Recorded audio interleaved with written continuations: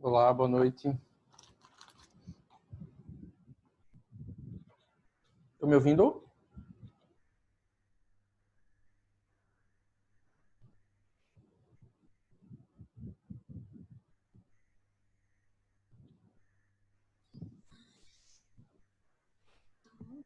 Boa noite, professor. Boa noite, Rose. Tudo bom? Ué, tô lhe ouvindo não. Você tá me ouvindo?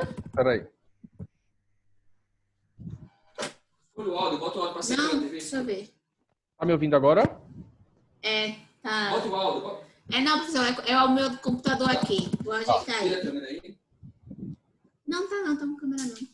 Olha aí, deixa eu tirar.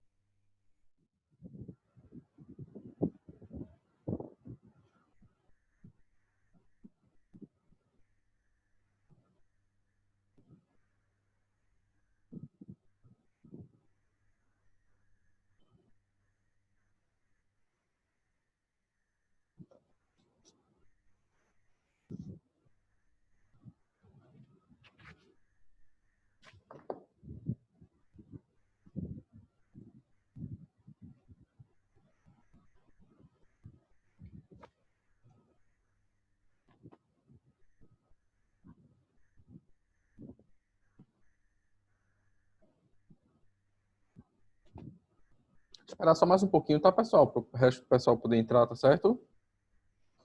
Estão conseguindo me ouvir? Sim, professor. Tá certo.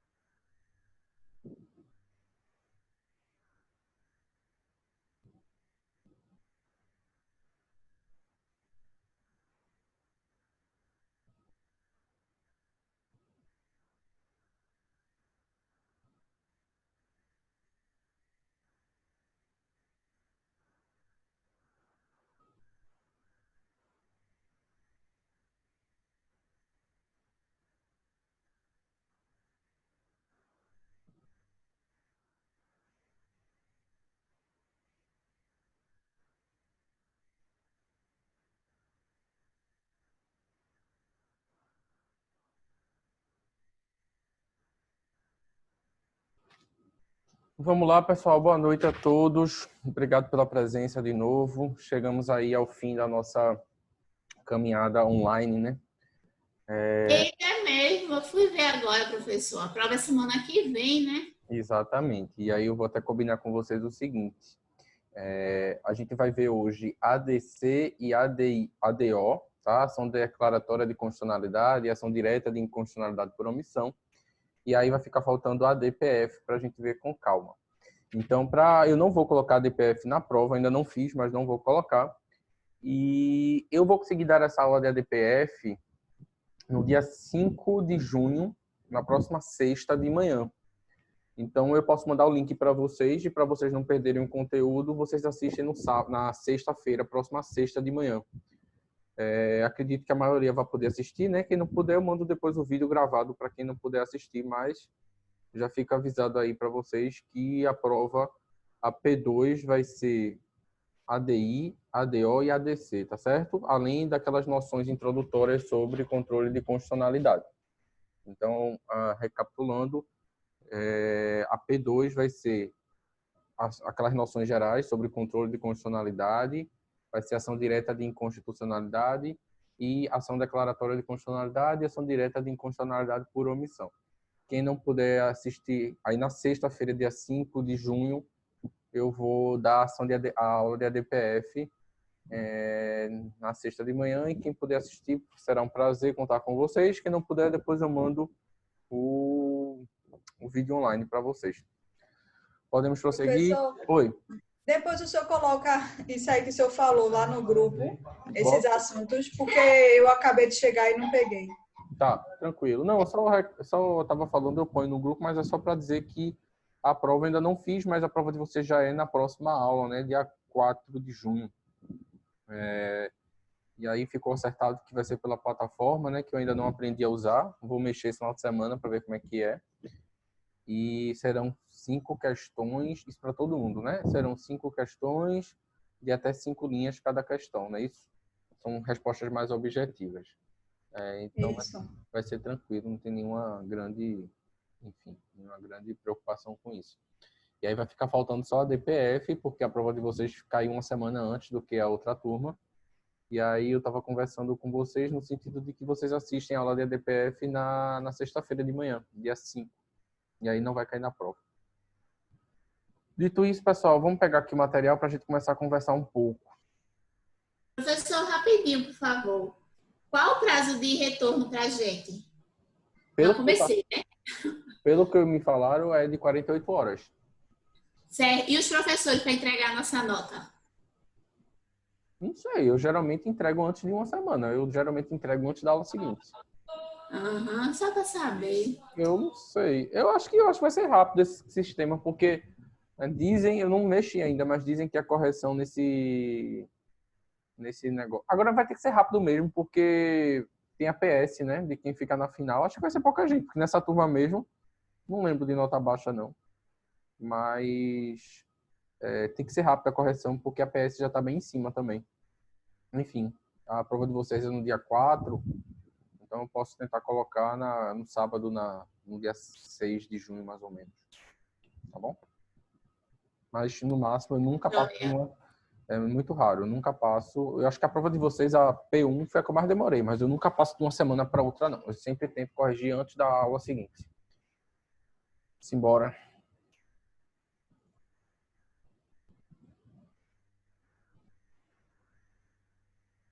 Eu vou, inclusive, depois eu mando para vocês algumas leituras de férias. Eu vou tentar escanear aqui em casa, no PDF, e mando para vocês, quem tiver curiosidade de estudar um pouquinho nas férias. Vamos lá, pessoal. A gente começou a P2. Começou não, porque a gente terminou falando sobre mandato de segurança, mas a nossa P2, a gente, para a prova, começou a conversar sobre o controle de constitucionalidade, né, que é essa investigação acerca da constitucionalidade ou não das leis ou atos normativos federais, estaduais, né? A gente vai ver hoje que também não precisa nem ser lei, não precisa nem ser proveniente do Poder Legislativo, a medida para sofrer esse controle de constitucionalidade, nesse caso específico que a gente vai estudar hoje. Então, a gente vem estudando aí noções sobre controle de constitucionalidade, noções que antes da Constituição a gente fala de recepção e revogação, depois a gente fala constitucionalidade ou inconstitucionalidade. A gente viu que esse é um mecanismo que está a cargo de cada juiz nas suas comarcas, de forma difusa e concreta, mas também ela pode ser objeto em sede de Supremo Tribunal Federal ou Tribunal de Justiça, a depender do paradigma utilizado. E aí a gente está falando de um controle concentrado, certo? Ou em abstrato, porque aqui, quando a gente fala em controle concentrado, a gente está falando que ele está concentrado num único órgão, mas a matéria ela vai ser analisada não decorrente de um fato concreto, de uma relação jurídica entre eu e você, mas vai analisar a constitucionalidade da lei em tese, né? Ou seja, se aquela norma ela está ferindo a Constituição ou não. Vimos alguns conceitos, vimos os requisitos do controle de constitucionalidade, a noção de uma Constituição rígida, a atribuição de um órgão específico para tanto.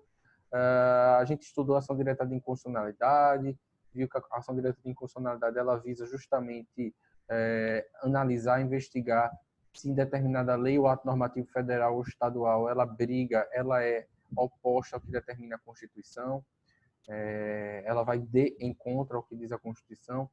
E aí a gente chega hoje para estudar um pouco a ação direta de inconstitucionalidade por omissão e a ação declaratória de constitucionalidade. Então, a primeira dela é a ação direta de inconstitucionalidade por omissão, pessoal, a ADO.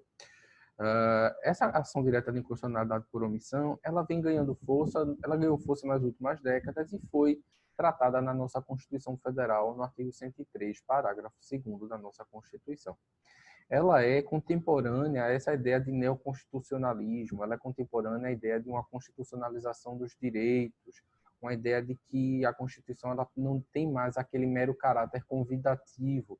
Então, ela é contemporânea aqui no Brasil, essa ideia pós-Constituição de 88, por isso também que ela está na Constituição de 88, essa ideia de que não basta legislar, não basta ter a Constituição lá posta, essa Constituição ela deve ser dotada de concretização, de força normativa. Então, a Constituição ela passa a ser entendida enquanto uma lei, enquanto lei ela deve ser aplicada, enquanto lei ela deve ser concretizada.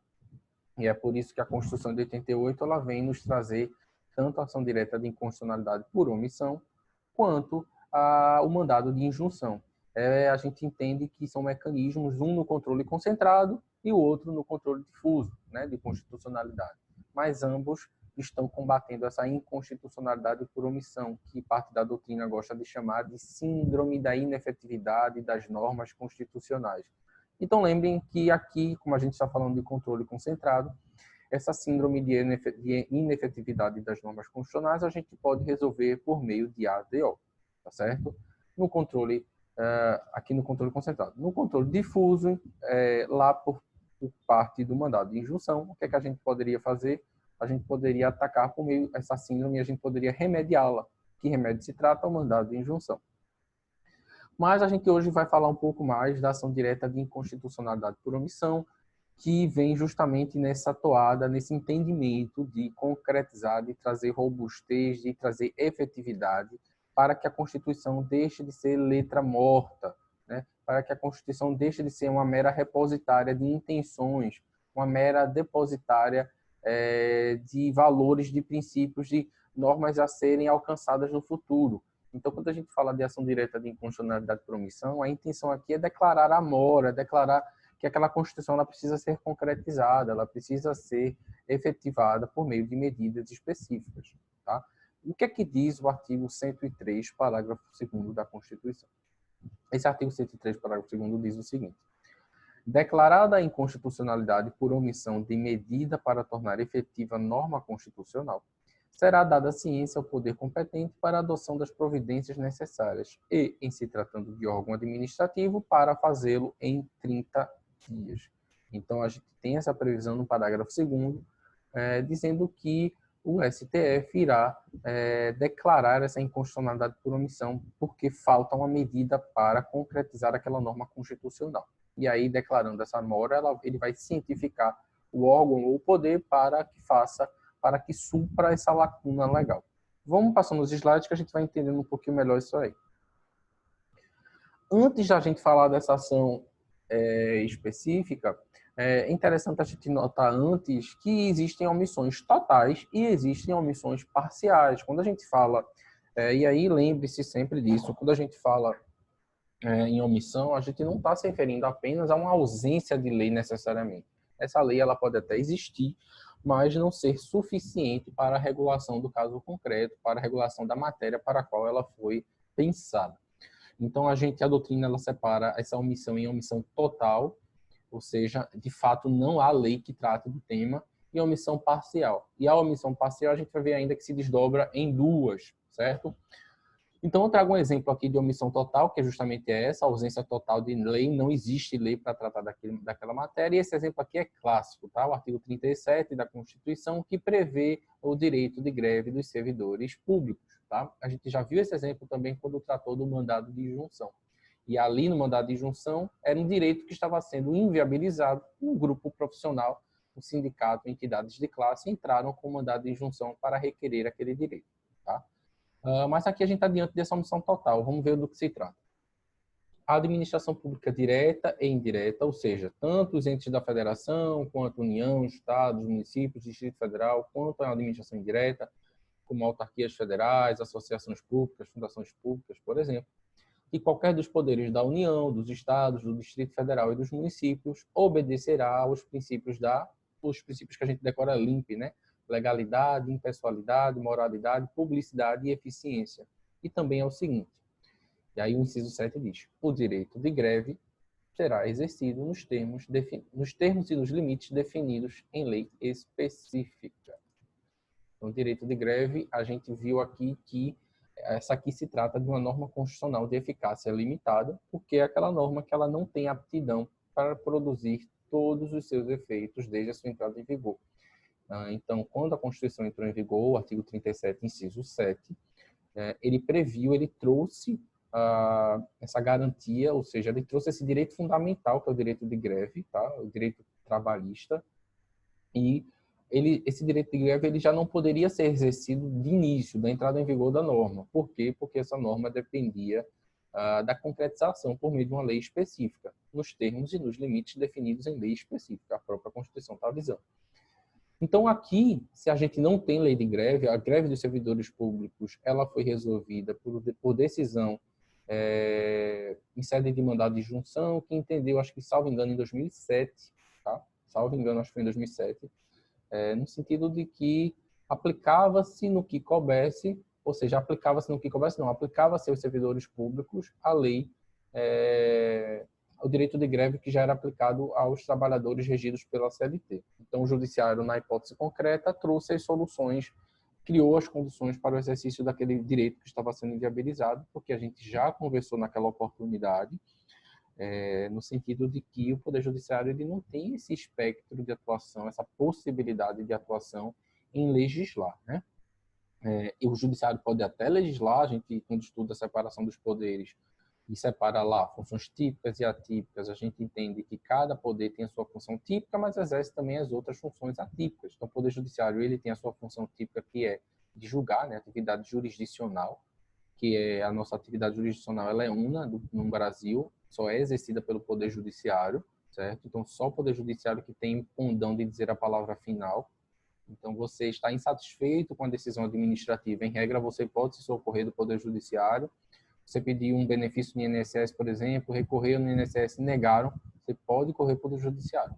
Então, você sempre tem essa possibilidade, até o princípio da inafastabilidade da jurisdição. Você sempre pode procurar o Poder Judiciário, sem regra, né? Então,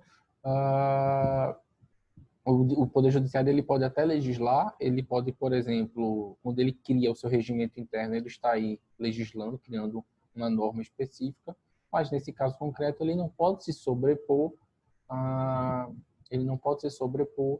ao papel do Poder Legislativo. Ele não pode nem impor obrigações ao Legislativo nesse sentido de atuação.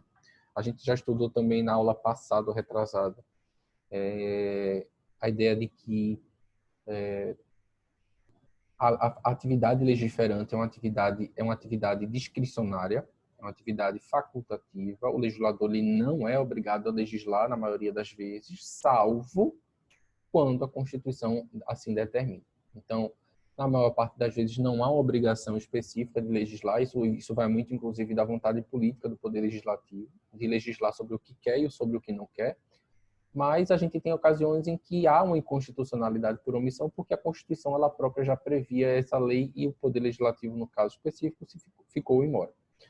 Mas mesmo assim, ainda que haja essa mora do Poder Legislativo, o Poder Judiciário ele não pode se imiscuir nessa atividade típica, nessa função típica de legislar do Poder Legislativo. Então, nessa situação aqui, que já foi resolvida no passado, do direito de greve, que eu trouxe aqui não para discutir a ADO, mas para mostrar um exemplo de omissão total. No passado, o Poder Judiciário ele criou as condições efetivas para o exercício do direito. Então, o que foi que ele fez? Ele obrigou o Poder Legislativo a legislar? Não. Ele próprio criou a lei? Não. Então, quais eram as armas que ele tinha? Uma aplicação aí por analogia. Então, ele disse, enquanto não tiver lei, enquanto o Poder Legislativo não trabalhar nesse sentido, vou garantir esse direito constitucional à greve aplicando por analogia as disposições que já versam sobre os trabalhadores regidos pela CLT. Resultado perfeito, no sentido de que não se imiscuiu nos poderes e trouxe aí uma solução para um direito fundamental que estava sendo desrespeitado há muitos anos. Então, moção total, tranquilidade, essa ideia de que, de fato, não há lei, não se versa sobre aquele assunto que a Constituição, com a norma de eficácia limitada, pedia. Mas a gente se depara também com a omissão parcial, e aí a omissão parcial ela se desdobra em duas, pessoal. A omissão parcial, ela vai tratar tanto da omissão parcial propriamente dita, certo? Então, a omissão parcial propriamente dita, ela nos traz uma ideia no seguinte sentido, que há sim uma lei que trate sobre aquele assunto, certo? Mas essa lei ela não foi suficiente para regular o assunto como pedia a Constituição. Então, é essa a ideia. Eu vou até colocar aqui e complementar o material para vocês.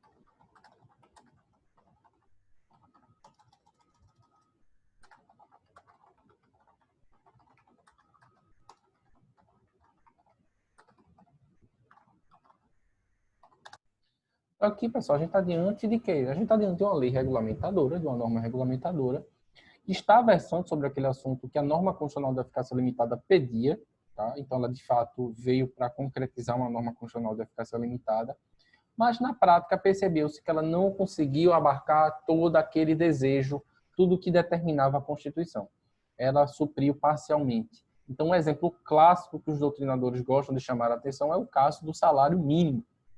O salário mínimo está aqui no artigo 7º, inciso 4, que diz: são direitos dos trabalhadores urbanos e rurais, além de outros que visem a melhoria de sua condição social, salário mínimo fixado em lei, nacionalmente unificado, capaz de atender às suas necessidades vitais básicas e às de sua família, como moradia, alimentação, educação, saúde, lazer, vestuário, higiene, transporte e previdência social, com reajustes periódicos que lhe preservem o poder aquisitivo, sendo vedada a sua vinculação para qualquer fim. Então, a doutrina ela usa esse exemplo básico porque existe lei, sim, que trata do salário mínimo, que dispõe sobre o valor do salário mínimo, mas todos vocês devem concordar que essa lei ela não consegue garantir as necessidades vitais básicas do trabalhador, nem as de sua família. O salário mínimo ele não é capaz de atender às necessidades como de forma plena: alimentação, educação, saúde, lazer, vestuário, higiene, transporte e previdência social. Então, eu acho que todos vocês devem concordar comigo que existe a lei, mas a lei ela não conseguiu atender a esses desejos da Constituição, sobretudo nisso aqui. Em razão disso, a gente está diante aí também de uma omissão parcial. Existe a lei, mas ela não consegue abarcar tudo o que preconizava a Constituição. Isso é o que parte da doutrina gosta de chamar de omissão parcial propriamente dita, certo? Entendemos essa noção de omissão parcial propriamente dita? Posso prosseguir? Tranquilo? Pode, professor. Tá. Então, a gente tranquila a omissão parcial propriamente dita, e aí a gente se depara com a omissão parcial relativa. A omissão parcial relativa ela é muito interessante, porque você estaria aqui diante de uma norma que vem regulamentar uma norma constitucional da eficácia limitada, mas ela acaba só gerando efeitos para uma parcela específica, para um grupo específico, para uma seleção específica. Então, ela acaba deixando de lado outro grupo, certo?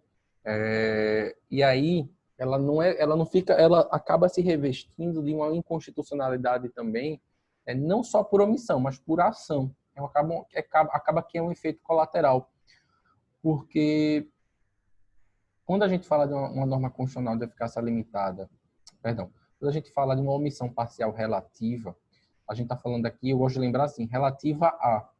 Então, relativa relaciona-se com um grupo. Então, suponhamos que venha uma lei que diga que o direito de greve ele deve ser garantido apenas aos servidores públicos federais, mas não aos estaduais. Por exemplo hipotético. Então, aqui seria uma omissão parcial relativa. Apenas um grupo estaria sendo atendido, que é os servidores públicos federais e não os estaduais ou os municipais. Então, quando a gente fala de omissão parcial relativa, a gente está falando também de inconstitucionalidade por violação ao princípio da isonomia. Tá? Então, lembre-se disso aqui.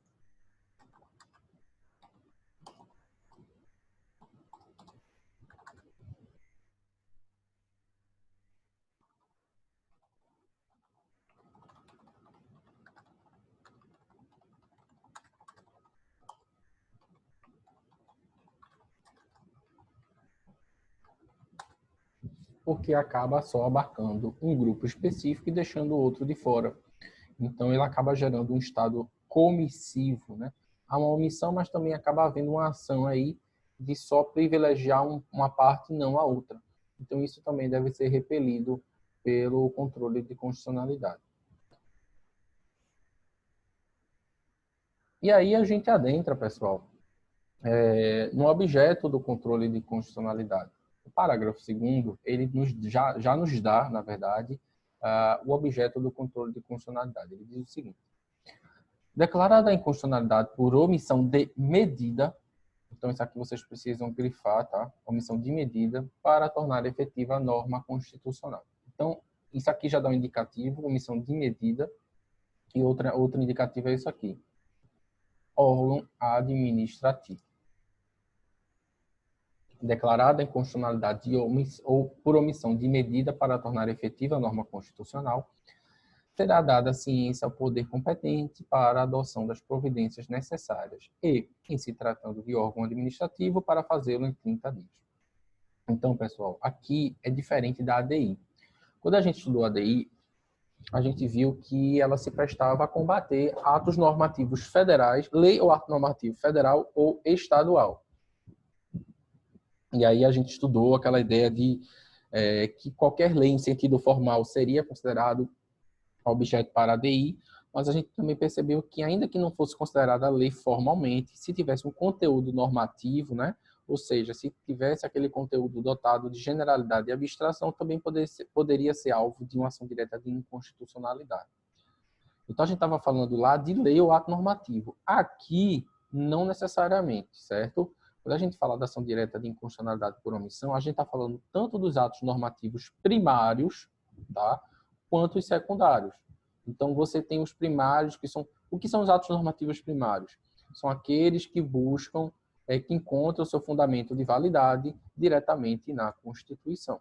Então, ato normativo primário são aqueles que estão lá no artigo 59. Deixa eu pegar aqui para botar para vocês. Lei ordinária, lei complementar, medida provisória. Deixa eu pegar aqui só um minuto.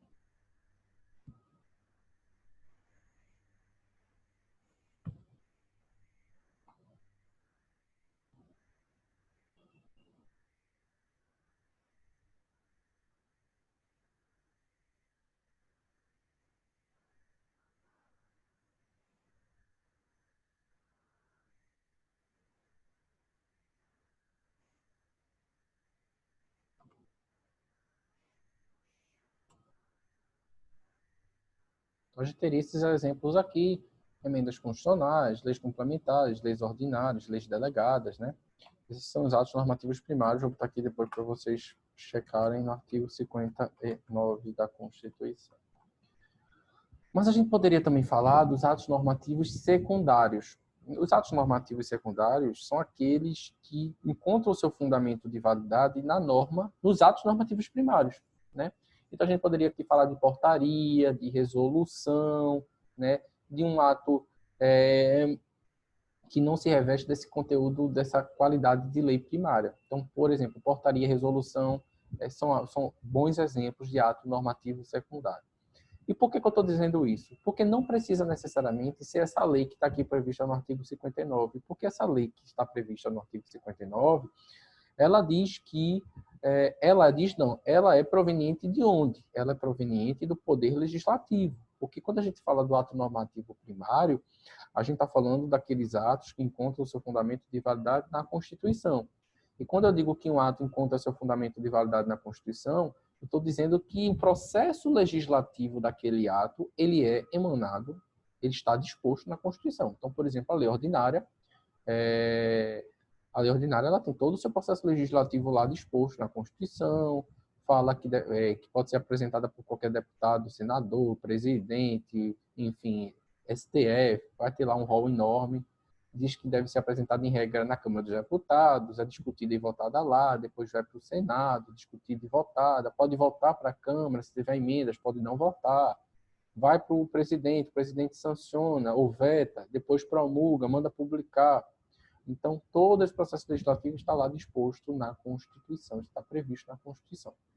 Os atos normativos secundários são aqueles atos infralegais, eles têm seu fundamento de validade na norma primária, certo? Então, quando a gente fala de ADO, de ação direta de inconstitucionalidade por omissão, a gente não está preocupado, propriamente dito, a gente não está preocupado com a espécie normativa. A gente está preocupado com o vácuo, com a lacuna que está na Constituição. E, às vezes, e aí vai depender do caso concreto, às vezes, a Constituição, ela para ser concretizada em um determinado dispositivo, lá uma norma constitucional de eficácia limitada, então, às vezes, essa norma constitucional de eficácia limitada depende de uma medida de um ato normativo secundário. Às vezes, depende de uma portaria. Às vezes, depende de uma instrução normativa, por exemplo.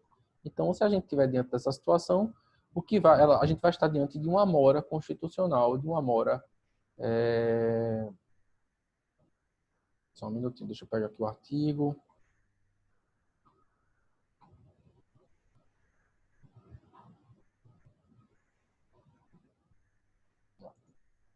Isso aqui eu vou deixar aqui, depois eu boto não vai caber agora. Então, quando a gente fala de ADO, a gente não está muito preocupado exatamente com a norma, com o ato normativo, se ele é primário, se ele é secundário. O que importa é que esse ato está inviabilizando a concretização da Constituição, certo? Então, pode ser tanto aqui a falta de uma lei ordinária, pode ser a falta de uma lei delegada, a falta de uma lei complementar, tá? E aí aqui quem vai estar em mora é o Poder Legislativo. Mas aqui a gente pode estar diante também da falta de uma instrução normativa, de uma circular, de uma portaria, né, que está inviabilizando a concretização da Constituição. E aí pode ser que não seja nem o Poder Legislativo, nem o Executivo, nem o Judiciário. Pode ser que seja de um órgão administrativo, pode ser que seja um ato da administração pública. Então, eu coloquei essa observação aqui no sentido de que o STF, o Supremo Tribunal Federal, entende que não cabe ADO, não cabe ação direta de inconstitucionalidade por omissão, se no momento da propositura o processo legislativo para a edição da lei já tivesse sido desencadeado. Vou explicar. A gente acabou de conversar, a gente acabou de ver, de discutir, que o Poder Judiciário ele não pode se imiscuir no Poder Legislativo, né? A gente tem que respeitar a separação dos poderes, cada um no seu grau de atuação, no seu espectro de atuação. Dito isso, a parcela da doutrina e o próprio STF reconhece que, vamos lá, a gente está falando da Constituição de 88. Se a gente está falando da Constituição de 88 e estiver falando de uma omissão hoje, a gente está falando de uma omissão que já dura quantos anos? 32, vai fazer 32 anos em outubro. Então, a gente está falando aí de uma mora de 32 anos por parte do Poder Legislativo, se for o caso de um ato normativo primário. Então, às vezes, o STF entendia, e parcela da doutrina também entendia, que se ajuizada a ADO, ou se antes do ajuizamento da ADO fosse apresentado o projeto de lei, não seria possível a tramitação, não seria cabível essa tramitação da ADO, porque o Poder Legislativo acabou manifestando interesse na discussão sobre aquela norma. Então, grande parcela entende que não cabe ADO quando já deflagrado o processo legislativo, ou seja, quando apresentado o projeto de lei. Percebam, a gente ainda não tem a lei. A gente está falando aqui de um projeto de lei. Mas, em algumas circunstâncias, o STF entendeu que, passados muitos anos, e o projeto de lei estava também tramitando há muito tempo, parado, sem tramitar direito, que nessa situação caberia, sim, ação direta de inconstitucionalidade por omissão. Então, a jurisprudência do STF vem revisitando isso ao longo dos anos, e hoje é cabível, entende aí que, a depender do caso concreto, pode ser que seja cabível uma ação direta de inconstitucionalidade por omissão, mesmo quando tramitando um projeto de lei. Então, o STF entende que não cabe ADO se no momento da sua propositura o processo legislativo para a edição da lei já estiver sido desencadeado. Eu não vou nem grifar isso aqui, que eu acho que o mais importante grifar é o que vem mudando. No entanto, esse entendimento vem sendo revisto em face da demora injustificada do Congresso Nacional em apreciar alguns projetos de lei já propostos. Então, a ideia aqui é quando aquele projeto de lei está demorando muito e a omissão já está se arrastando há quanto tempo? No caso, aqui agora, há quase 32 anos. Então, isso aí, o STF tem possibilitado, tem visto com bons olhos o julgamento da ADO nessa situação.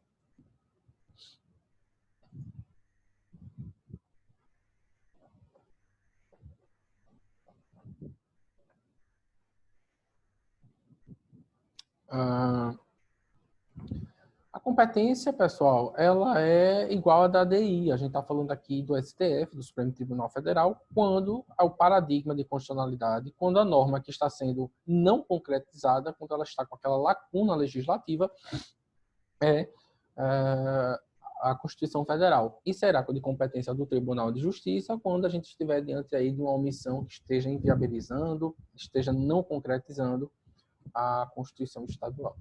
Legitimidade, idem, a mesma coisa da legitimidade para a ADI, né? Para a ação direta de inconstitucionalidade. Só gosto de frisar, né? É sempre bom a gente revisitar essa legitimidade, no sentido de que podem propor ação direta de inconstitucionalidade e ação declaratória de constitucionalidade, presidente da República, mesa do Senado, mesa da Câmara dos Deputados. Então, chamo a atenção de novo que não pode mesa do Congresso Nacional, tá? A gente tem 3 órgãos aí, a gente tem Câmara dos Deputados, a gente tem Senado Federal e a gente tem um Congresso Nacional. A mesa do Congresso Nacional era misturada, não sei se eu já falei para vocês, com os componentes da Câmara e do Senado, tá? Então, o presidente do Congresso é o presidente do Senado, mas o primeiro vice-presidente do Congresso é o mesmo primeiro vice-presidente da Câmara. O segundo vice-presidente do Congresso é o mesmo segundo vice-presidente do Senado. Primeiro secretário do Congresso será o mesmo primeiro secretário da Câmara, segundo secretário do Congresso será o mesmo segundo secretário do Senado, até o quarto secretário. Então, começa com o presidente, que é o mesmo, presidente do Senado é o presidente da mesa do Congresso, e depois vai alternando, certo? Então, o primeiro vice-presidente, como eu falei para vocês, do Congresso vai ser o mesmo primeiro vice-presidente da Câmara, alternando. Mas, quando a gente fala de ação direta de inconstitucionalidade, quando a gente fala de controle de constitucionalidade, lembre-se que quem tem competência são as mesas da Câmara e a mesa da Câmara e a mesa do Senado. Também pode ser a mesa da Assembleia Legislativa ou da Câmara Legislativa do Distrito Federal, o governador do Estado ou do Distrito Federal, Procurador-Geral da República, Conselho Federal da OAB, CFOAB, partido político com representação no Congresso Nacional e confederação sindical ou entidade de classe de âmbito nacional. Vimos que essas 3 figuras, esses três legitimados que estão grifados são aqueles legitimados especiais, né? Então, eles precisam demonstrar pertinência temática para a propositura da ação, não é isso? Então, o governador de Pernambuco, por exemplo, ele não pode propor uma ação direta de inconstitucionalidade por omissão, alegando a ausência de uma norma que não traz nenhuma repercussão para Pernambuco, que não traz, que essa omissão não esteja trazendo nenhum prejuízo para Pernambuco. Então, é preciso que haja aí a efetiva demonstração dessa pertinência temática. Já falei para vocês também que não remanescem maiores, não sobram nenhuma dúvidas sobre essas legitimidades. Essa legitimidade, isso aqui é um rol objetivo, taxativo, por sinal. Mas, só para lembrar que quando a gente fala de entidade de classe de âmbito nacional, a gente tem que lembrar de duas situações. Quando o STF já foi instado a se manifestar sobre o entendimento do que seria entidade de classe, e ele fala que é uma entidade que congloba interesses econômicos ou profissionais, tá? Então, não pode ser uma entidade qualquer. Tem que estar aqui diante de entidade de representação de classe, no sentido de que profissionais, então pode ser conselho de medicina, conselho de engenharia, por aí vai, ou de representação econômica. Então, entidade dos empresários ou dos banqueiros. Então, tem que ser setores ligados à economia, então, setores econômicos. Então, a gente está falando aqui de entidade que representa classes profissionais ou questões econômicas. E outra situação que é importante a gente lembrar também é que isso pode cair muito em prova de concurso, né? Quem estuda para concurso, que é âmbito nacional. Isso já foi parar no STF também. O que seria âmbito nacional? O que seria considerado âmbito nacional? E âmbito nacional, entenderam que seria aquelas entidades que estão presentes em pelo menos 9 estados da nossa federação. Então, esse acento aqui está errado, tá, pessoal? Esse acento, acabei de ver, esse texto é antigo, na ortografia nova não tem. E aí precisa estar presente em pelo menos 9 estados. Fungibilidade. O que seria essa fungibilidade?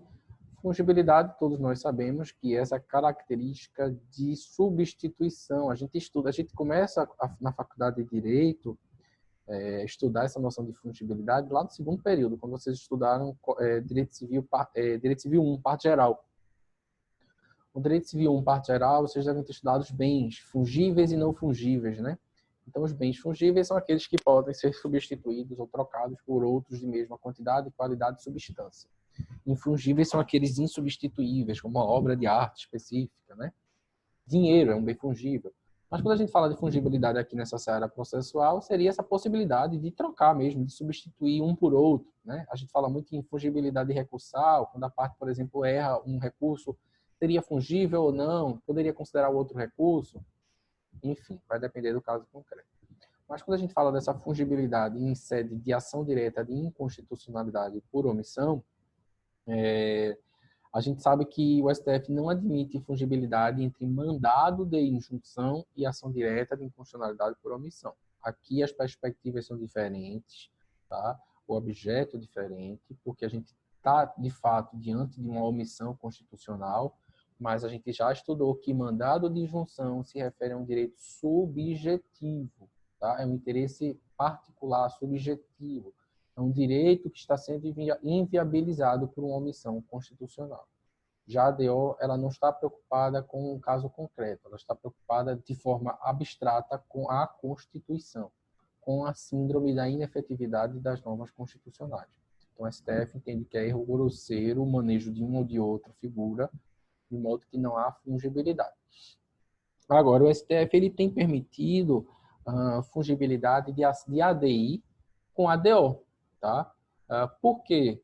A gente, quando estuda essas duas, é muito comum falarem que elas são os dois lados da mesma moeda, ADI e ADO.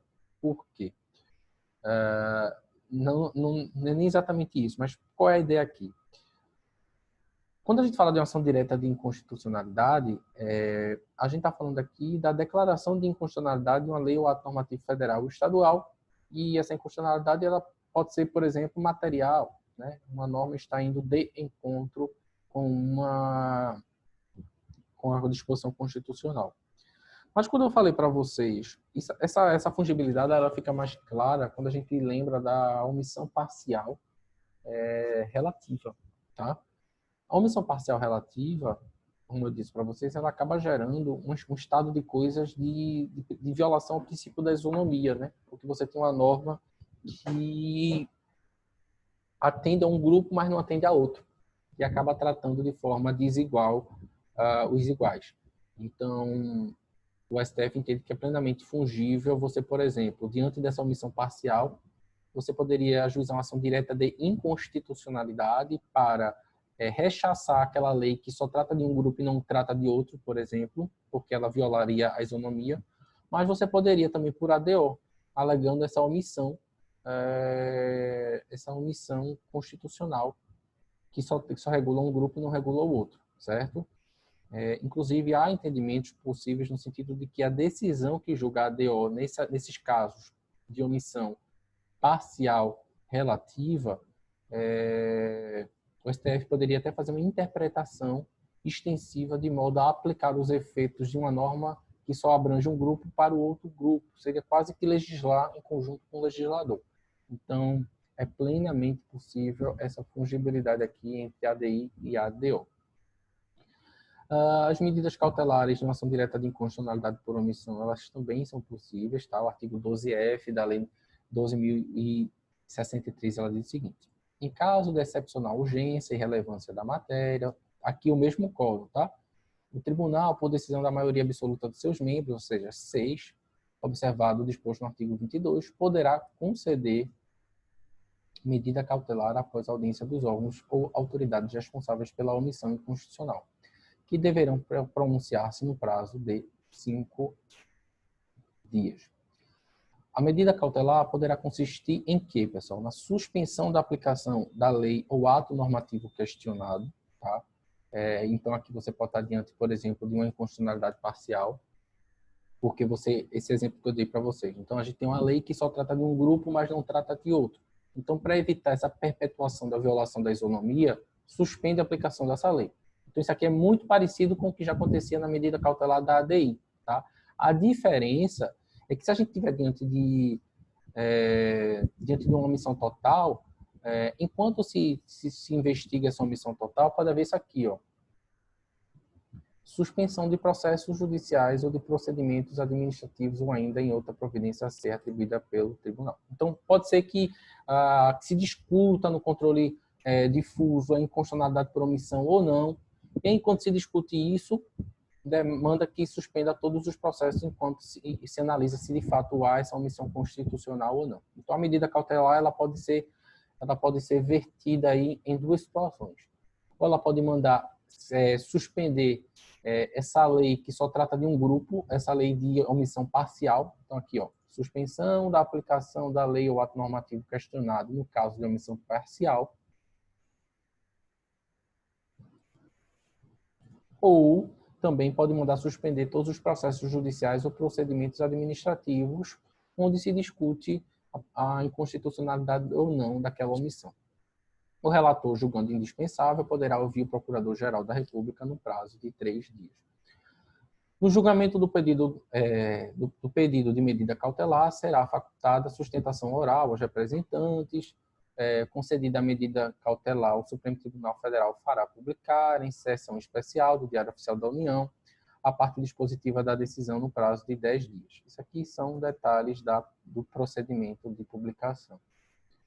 Efeitos da decisão, pessoal, que é importante a gente tomar nota quando a gente fala em efeitos dessa decisão. Eu já adiantei alguns, mas a gente rememora agora. Não é permitido ao STF, em sendo procedente o pedido, elaborar a lei para suprir a omissão. Isso aqui todo mundo está careca de saber que o STF ele não tem o poder de se intrometer no poder legislativo dessa forma, tá? Então o STF ele não pode legislar para suprir a omissão. O artigo 103, parágrafo 2º, estabelece que será dada ciência ao poder competente para que adote as providências necessárias para suprir a omissão. Aqui a gente está, um exemplo clássico, vou estar aqui até para a gente lembrar.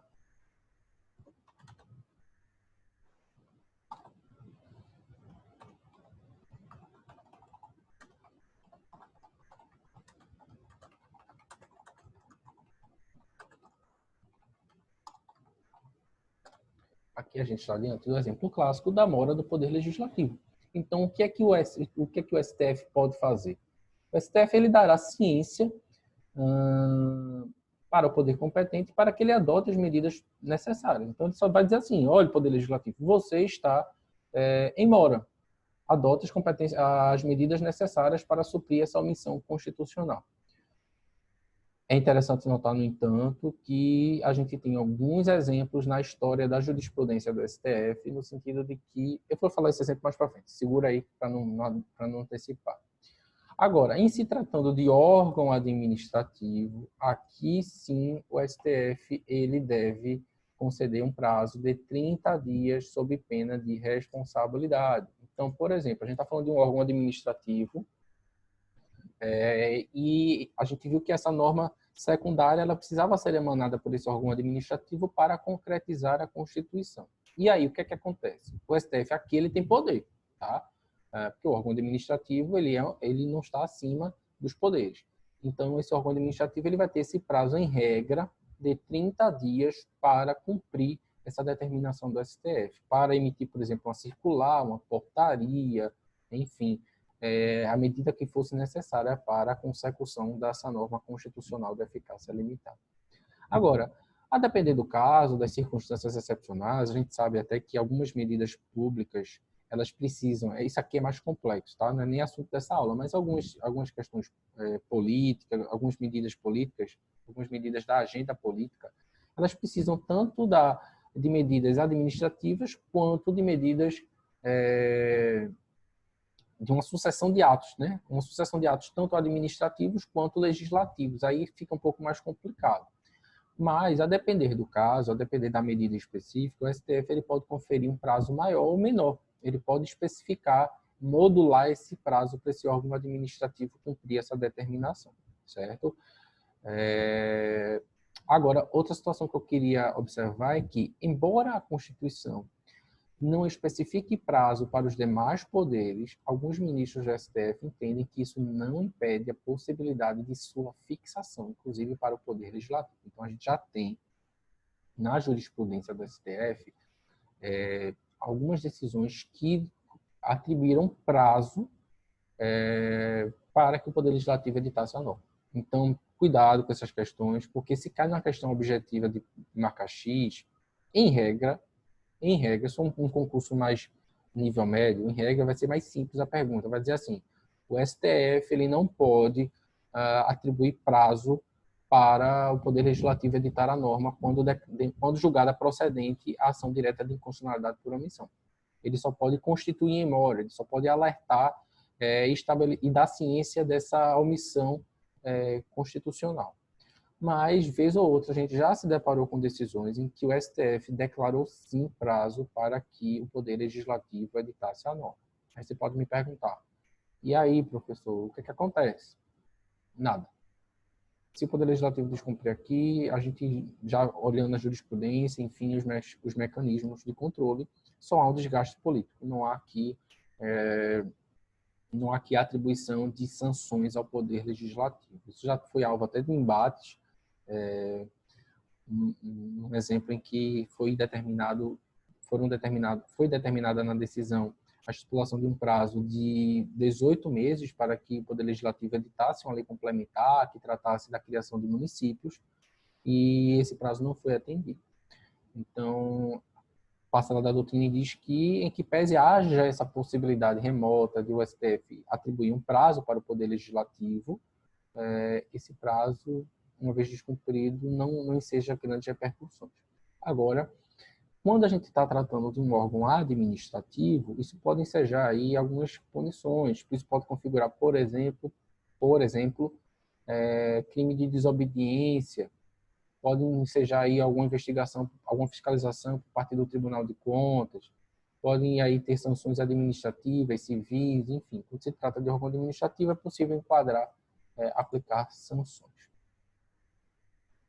Tranquilo, ação direta de inconstitucionalidade por omissão, muito parecida com a ADI, sobretudo quando a gente está falando de uma omissão parcial, né? Porque ela pode gerar aí uma inconstitucionalidade por violação do princípio da isonomia, A gente viu que, diferentemente da ADI, não precisa ser lei ou ato normativo federal ou estadual, pode ser outras medidas, como está no artigo 103, parágrafo 2º, mas os legitimados são os mesmos, universais ou especiais, e na medida cautelar também precisa da mesma maioria absoluta. Agora, os efeitos da cautelar são um pouquinho diferentes, porque elas podem se coincidir ou não. Coincide quando a gente está diante de uma omissão relativa, aí na medida cautelar pode ser mandado que haja uma suspensão dessa lei que regula só parcela da população, por exemplo. Então, pode ser que haja essa suspensão da aplicação da norma, ou pode ser que haja uma suspensão, se for a gente estiver falando de omissão total, por exemplo, que haja uma suspensão dos processos judiciais, dos procedimentos administrativos. Então, essa é a noção que a gente tem de ADO. Aí, a gente começa a falar agora de ação declaratória de constitucionalidade, pessoal, que a gente tem a sigla aqui, todo mundo conhece, que é a ADC. A ação declaratória de constitucionalidade, ela... Deixa eu só tomar uma aguinha aqui, respirar. Professor, Oi, pode falar. só com relação à diferenciação, quando é que eu sei se é mandado de injunção ou ADO? Veja, a mandado de injunção é quando você atribui a um não exercício de um direito seu, tá? Então, você está sendo inviabilizado. Então, você que precisa demonstrar que você, pessoa física, está tendo aí, você não está conseguindo exercer um direito seu. A ADO, e outra coisa, os legitimados são diferentes, né? Porque na ação direta de inconstitucionalidade por omissão, são apenas aqueles legitimados lá, que a gente viu. Deixa eu botar aqui para a gente ver junto. Só o presidente da República, mesa do Senado, da Câmara, Assembleia, entidade de classe, enfim, OAB, Conselho Federal da OAB. Aqui, só quem pode ajuizar na ADO são esses legitimados e para atacarem diretamente uma omissão da Constituição. Uma omissão de norma que esteja inviabilizando a própria Constituição. O mandado de injunção ele tem esse caráter subjetivo. É você que pode ajuizar para exercer um direito seu, certo? E você precisa comprovar essa... Eita, eu acho que eu errei aqui. No caso do ADO, Oi, pode falar. A ADO seria efeito erga omnes? Sim, sim, efeito erga omnes, sim. Obrigado. Nada. E agora sim, mandado de injunção em regra é inter partes, mas pode ser que no julgamento possa haver também uma certa modulação, vai depender do caso concreto, mas em regra, quando a gente está falando de ADO, é o efeito erga omnes também.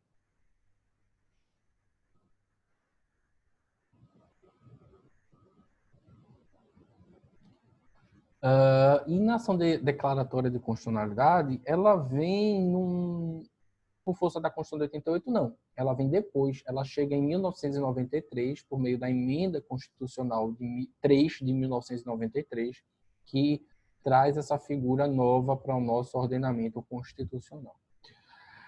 A ação declaratória de constitucionalidade, pessoal, ela num primeiro momento ela trouxe muita estranheza e muita perplexidade para a parcela grande da doutrina. Até ela já foi inclusive, essa emenda constitucional inclusive, ela foi alvo de ação direta de inconstitucionalidade. Veja que interessante.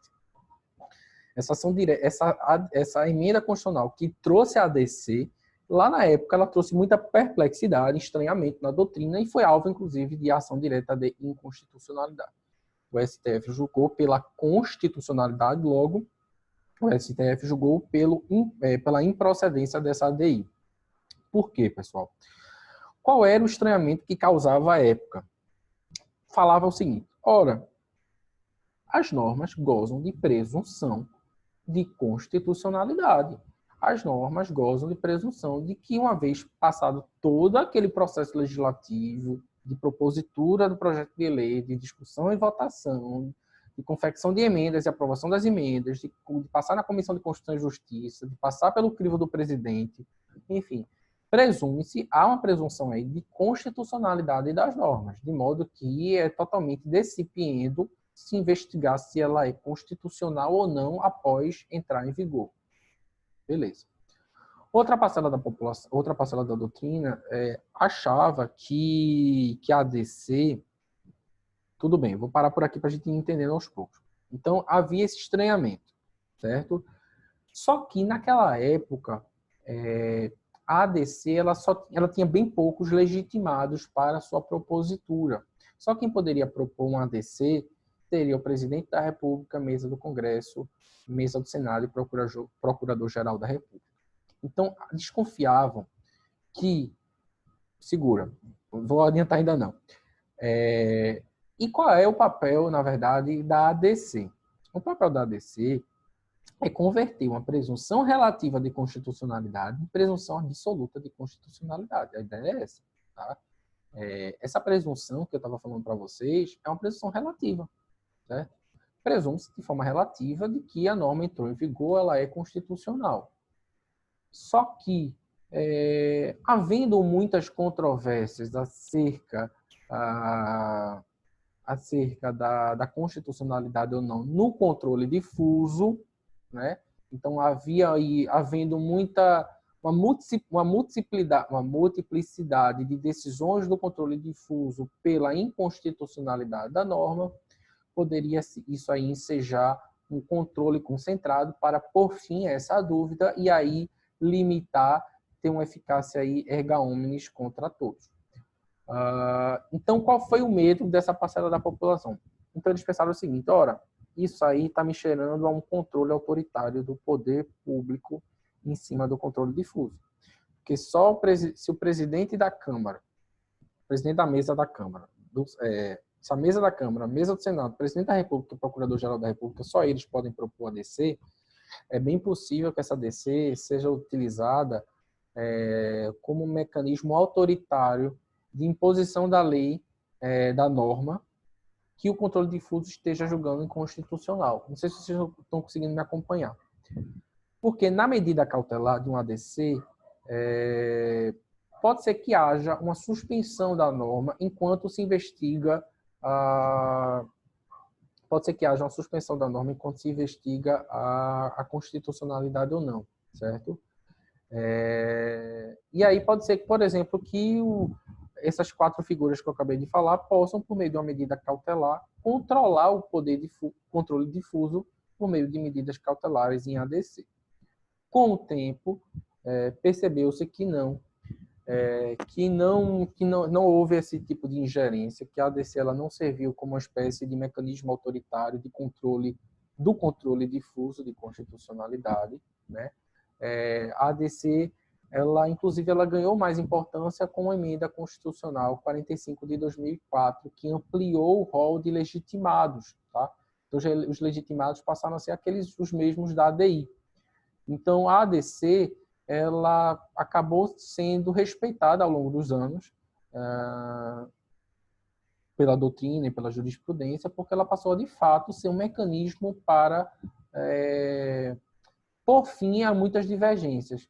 Ela passou a ser um mecanismo para dizer, opa, essa lei ela é constitucional, sim, ou essa lei ela é inconstitucional. Então, ela vem aí controlar, no bom sentido, o controle difuso. Então, a lei que está sendo alvo de muitas dúvidas em sede de controle difuso, ela pode ter o seu entendimento pacificado, ela pode ter o seu entendimento de forma mais cristalina em sede do controle concentrado. Uma vez o controle concentrado dizendo se a norma é constitucional ou inconstitucional, isso aí vai subjugar todo o tratamento do controle difuso. O controle difuso, então, exemplo, uma vez declarada a constitucionalidade da norma, o controle difuso, o juiz aqui da primeira vara civil de Recife não pode dizer que a norma é inconstitucional. Tá? Então, a ideia é essa, o objetivo é justamente esse, de pacificar o entendimento, no final das contas, trazer segurança jurídica, trazer uma pacificação desse entendimento. Então, ela é regulamentada pela mesma lei da ADI, que é a Lei 9868 de 99, e tem esse objetivo aí de unificar, de estabilizar o entendimento acerca da constitucionalidade ou não. O objeto aqui é diferente da ADI nesse sentido, de que só cabe para leis ou atos normativos federais. Então, recapitulando, ADI, leis ou atos normativos federais ou estaduais. ADC, atos normativos primários ou secundários, tá? Não precisa necessariamente ser lei, pode ser instruções normativas, pode ser circulares, portarias, né? Então, a ADC, o que importa não é propriamente dito a lei, O que importa é a omissão da Constituição, seja por que medida for, né? E agora, quando a gente fala da ADC, a gente está falando aqui de um espectro menor, de um objeto menor. A gente está falando só de lei ou ato normativo federal. E, portanto, só quem tem a competência para julgar uma ADC é o STF, o Supremo Tribunal Federal. A gente teve, pessoal, acho que a gente já comentou até há muito tempo atrás, mas a gente teve em série de ADC, a gente teve o julgamento da ADC que tratou da prisão após segunda instância, né, no ano passado. No caso lá do STF, foi revisitar sua jurisprudência. Enfim, a ADC, como eu disse para vocês, ela se presta esse papel de pacificar esses entendimentos difusos. Mas nessa ADC específica, até eu acho que eu, de fato, já fiz um comentário com vocês, a gente sabendo qual é o objeto da ADC, aí a gente se pergunta, era cabível a ADC para tratar da constitucionalidade ou não do Código de Processo Penal? Porque a Constituição, o Código de Processo Penal, lei federal, então, a princípio, formalmente caberia, né? Mas qual era a ideia aqui? A Constituição, ela diz que ninguém será considerado culpado, salvo se não após o trânsito em julgado, né? Então, a Constituição ela não fala necessariamente de prisão, ela fala aí da presunção de culpa. Então, a culpa ela só é sim estabilizada quando há o trânsito em julgado, ou seja, quando a gente está dentro de uma decisão sobre a qual não comporta mais nenhum recurso. O Código de Processo... Então, a gente está falando aqui também de liberdade de locomoção também, né? E aí o Código de Processo Penal diz que ninguém será preso, salvo aquelas prisões preventivas, temporárias, prisão em flagrante, né, que são as prisões processuais que a gente chama. Mas o Código de Processo Penal diz que ninguém será considerado preso, salvo se não após o trânsito em julgado. Então, resumindo, a Constituição não falava de prisão, a Constituição falava só da presunção de inocência, tá? E o CPP aumentava ainda mais o direito à liberdade de locomoção, né? Essas liberdades individuais, direito ao devido processo legal, ampla defesa, presunção de inocência e liberdade de locomoção. O Código de Processo Penal acabava aumentando essa proteção. Logo, se o Código de Processo Penal aumenta o grau de proteção da Constituição, por certo que não é inconstitucional, né? Então, essas ADCs que foram propostas para julgar a constitucionalidade, era óbvio o resultado. O resultado foi pela procedência, né? Considerou-se constitucional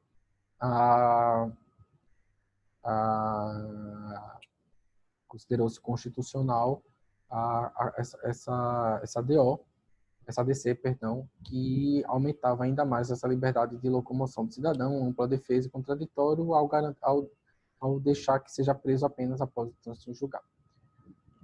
Mas isso é possível que mude nos próximos anos. A jurisprudência tem sido muito flexível, muito dinâmica nessa situação da prisão após segunda instância e estão propondo, eu acho que eu já até comentei com vocês também, um caminho do meio.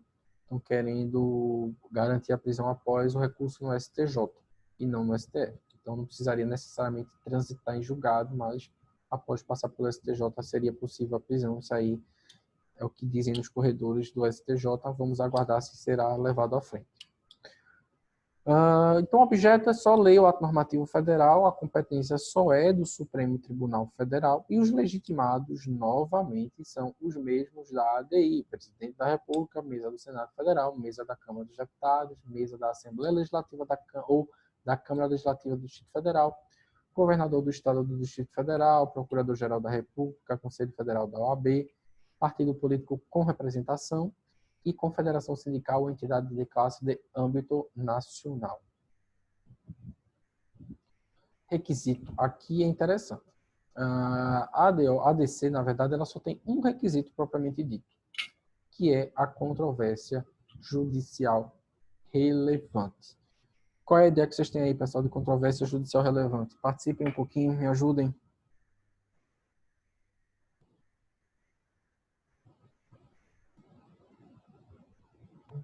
Controvérsia relevante professor? Isso.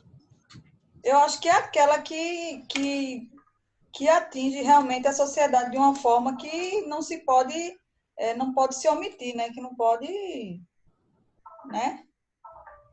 É por aí. A ideia... Alguém pode me ajudar mais? Mais uma contribuição?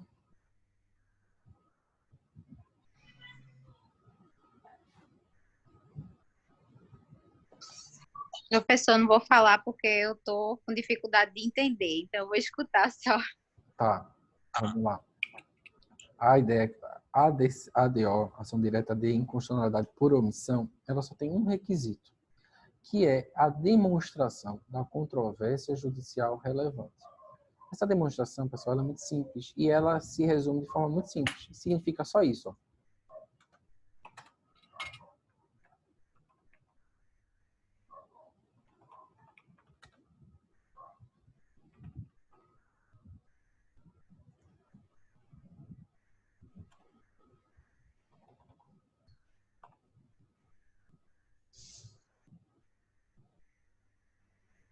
Não estou enxergando nada, peraí.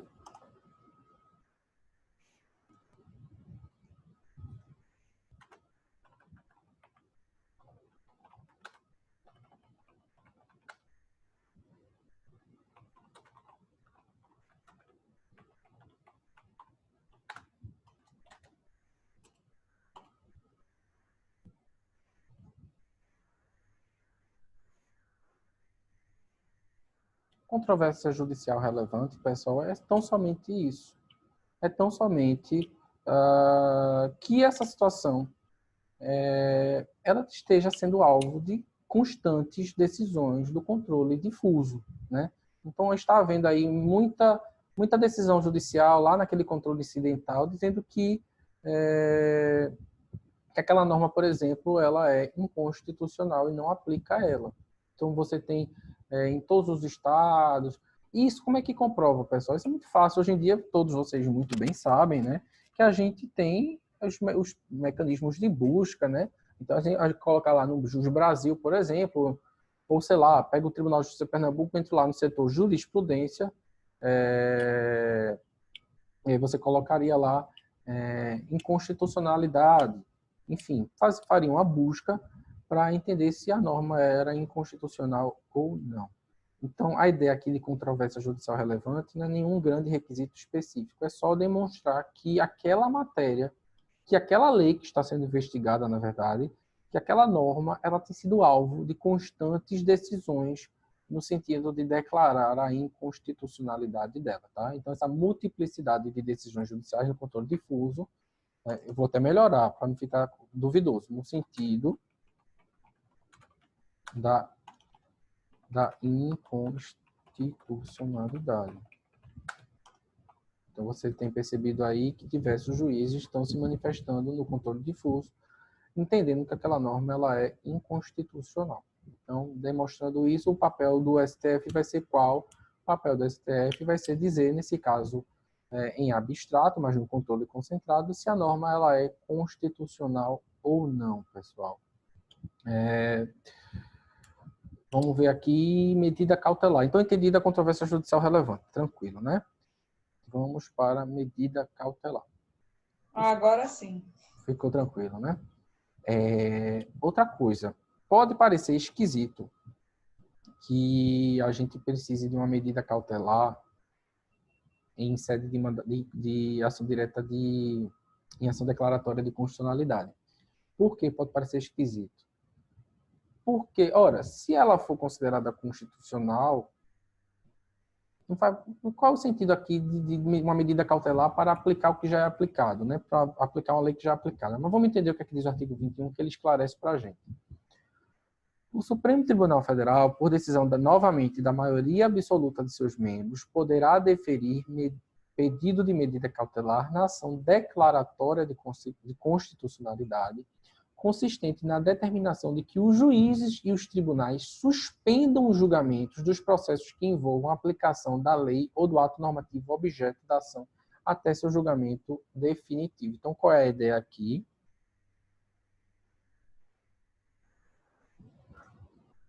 Então, primeiro passo, você comprovou a controvérsia judicial relevante. Se você comprovou a controvérsia judicial relevante, você comprovou que vários juízes estão aí julgando pela inconstitucionalidade dessa norma, no caso concreto lá do controle difuso.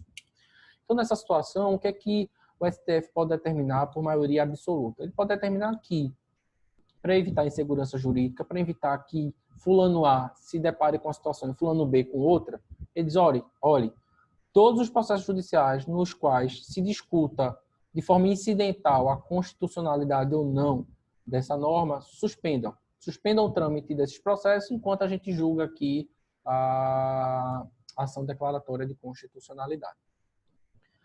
Parágrafo único. Concedida a medida cautelar, o Supremo Tribunal Federal fará publicar em sessão especial do Diário Oficial da União a parte dispositiva da decisão no prazo de 10 dias, devendo o tribunal proceder ao julgamento da ação no prazo de 180 dias. Outra situação aqui interessante.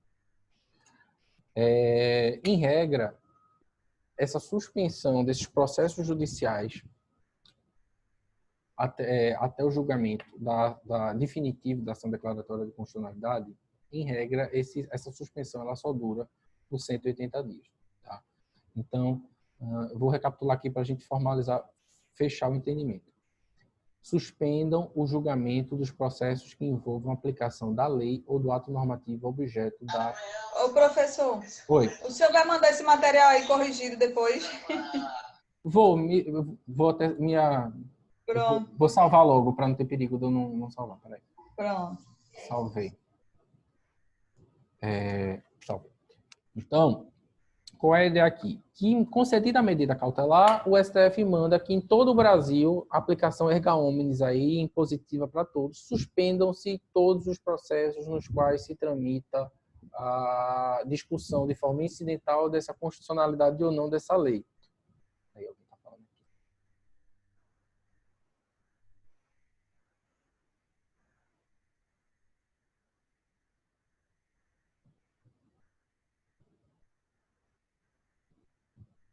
Isso, exatamente. Não lembro quem me perguntou. Deixa eu ver quem foi. Rodrigo Costa. Exatamente, Rodrigo. Essa é a ideia. Então, a ideia aqui é suspender o julgamento dos processos. Suspende para todo mundo. Tá? E aí, o prazo que o STF vai ter para julgar essa ação declaratória de constitucionalidade é um prazo de 180 dias. Tá? Esse prazo de 180 dias presume-se que vai ser suficiente para resolver essa situação. Certo? Agora, a gente pode se deparar com a situação em que passou esse prazo e o julgamento não foi finalizado. O STF, então, e aí? Voltam a correr os processos? Em regra, sim. Tá? Em regra, a suspensão ela acaba e os processos voltam a correr, mas a jurisprudência do STF também tem entendido pelo alargamento, pela renovação desse prazo. Então, é possível que haja aí um alargamento, uma renovação desse prazo. A gente tem visto aí essa flexibilização. Eu entendo que também é melhor que haja esse alargamento do prazo para garantir uma segurança jurídica ao final do que a prolação de diversas decisões diferentes no controle difuso. E aqui, por fim, pessoal, que eu acho bem interessante, e aí sim eu ia me confundindo, porque eu estou com duas ações na cabeça hoje para falar com vocês, é que quando a gente fala de ADC, a gente está falando de ADC com ADI, elas são os dois lados da mesma moeda, né, pessoal? Porque qual é a ideia da ADC? A ideia da ADC, da ação declaratória de constitucionalidade, conforme eu disse lá no início, é que, julgada procedente, a norma seja considerada constitucional. Julgada improcedente, a norma será considerada inconstitucional. Certo? Seria exatamente o oposto da ADI, porque a ADI julgada procedente, a norma ela é considerada inconstitucional. A ADI julgada improcedente, a norma é julgada constitucional. Estou falando isso para dizer o seguinte, que se no julgamento da ADC, a ADC for um julgamento pela procedência, tá?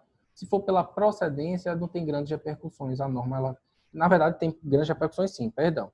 Qual será a repercussão? Vincular o controle difuso a necessariamente, a partir de agora, respeitar aquela norma. E o controle difuso não pode mais, a partir de então, se for julgado ADC procedente, ou seja, se aquela constitucionalidade que era relativa, ela se tornar absoluta, certo?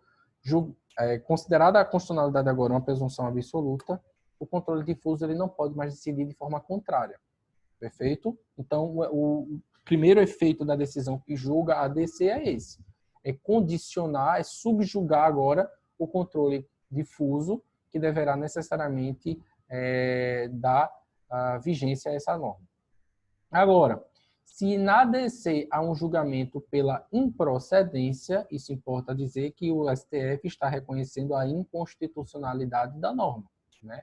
E aí o STF ele pode até modular os efeitos, em regra é ex-tunc, né? Vai retroagir, mas ele pode modular, depender da segurança jurídica, de um determinado prazo para frente, enfim, ele pode reconhecer isso. Então, se for julgada improcedente, são os mesmos efeitos praticamente da procedência da ADI. Tá? Lembrem-se disso. E uma última observação que eu acho interessante. Eu comentei com vocês que a gente, quando tem um julgamento de um ADC pela procedência, a gente aí vai estar diante de uma presunção absoluta de constitucionalidade. Tá? Não esqueçam disso. É uma presunção absoluta de constitucionalidade. Porém, como o próprio nome diz, é uma presunção. Tá? O próprio STF, que declarar a constitucionalidade hoje de uma norma, ele pode amanhã mudar de entendimento. Sobretudo quando a gente estiver diante daquele processo que a gente já conversou de inconstitucionalização. Tá? Então, não é porque o STF declarou hoje, em 2020, que a norma ela é constitucional, que amanhã, lá em 2025, ele não possa rever seu entendimento. Pode haver alteração da base das circunstâncias fático-jurídicas que ensejaram a criação da norma, ou que estavam presentes no momento em que essa norma foi analisada, e essas circunstâncias todas já não fazem sentido mais para frente. Então, lembre-se bem disso. Ainda que haja essa constitucionalização, essa presunção absoluta de constitucionalidade, ainda assim, o STF lá na frente ele pode rever seu entendimento. Tá? Então, pessoal, hoje a gente vai fechando por aqui essa ideia de ADC, ação declaratória de constitucionalidade, e ação direta de inconstitucionalidade por omissão, ADO. Para quem chegou depois, eu falei no início da aula, eu vou avisar novamente, a nossa prova está marcada para dia 4 de junho, né? Próxima quinta-feira. Então, a prova da gente vai cair o quê? Vai cair aquelas noções introdutórias sobre controle de constitucionalidade, vai cair a ação direta de inconstitucionalidade, vai cair a ação direta de inconstitucionalidade por omissão e vai cair a ação declaratória de constitucionalidade. A DPF eu não vou colocar na prova, tá? Mas essa aula de ADPF eu vou dar na sexta-feira, eu vou dar em uma outra turma, que a prova vai ser em outra semana. Eu vou dar na sexta-feira de manhã, tá? Então, quem quiser assistir, eu mando o link aqui para vocês na sexta-feira de manhã. E aí vocês assistem a aula de ADPF no dia 5 de junho pela manhã. Quem não puder assistir, eu mando o link depois da aula gravada para vocês. Tranquilo. Professor, por favor, na sua orientação, veja os slides 5 e 6, se eles se repetem. Porque para mim aqui aparecem 12 slides e o senhor tem 13. Deixa eu ver. Repetem. Repete, né? Pronto, porque eu faço anotações durante a aula no próprio slide, né? E eu deletei, depois fiquei com medo de ter deletado errado. Deixa eu deletar logo então, para mim. Peraí. Lembre de colocar esse slide agora na... Já salvei e mando agora para o WhatsApp. Pronto, obrigada, professor. Tá certo, pessoal. Tá joia, professor. Obrigada, viu? Obrigado pela presença. Ok, professor, obrigada. Valeu pelos Tchau, professor. Boa noite. conhecimentos. Obrigado Tchau. a você, Boa pessoal. noite. Tchau, gente. Tchau, pessoal. Boa noite. Tchau. Professor, Oi. deixa eu só perguntar. Vai ser sobre noções de controle de constitucionalidade, é? Não, a aula vai ser tudo que a gente viu até agora. Vai ser aquelas noções básicas, né? As noções introdutórias ADI, ADO e ADC. E Só não vai ADC. ter ADPF. A DPF não vai entrar, né? Tá. Não, mas vocês, se quiserem, podem assistir comigo na sexta-feira de manhã. Ah, tá bom, professor. Tá certo, então. Tá bom? Tá? Tchau, tchau. Obrigada, professor. Tchau, boa Boa noite. noite.